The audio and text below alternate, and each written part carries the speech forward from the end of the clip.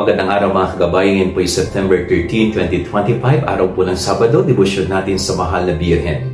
Ako po si Father Martin at ang ating ebanghelyo ay hango sa ebanghelyo ni San Lucas 6 verse 43 to 49. Nagpapaalala po ang ebanghelyo na ito na ang tunay na sumusunod sa ating Panginoon ay ang tumutupad sa kanyang mga utos. Ano pong ibig sabihin nun?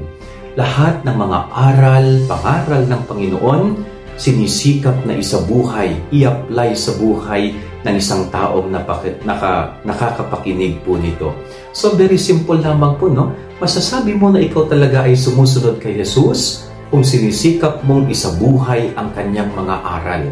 Subalit kung hanggang basa ka lang, hanggang pakinig ka lang, pero hindi mo naman ina-apply sa iyong sarili, sa iyong pang-araw-araw na buhay, then hindi po yun sukatan na ikaw ay talagang sumusunod kay Jesus.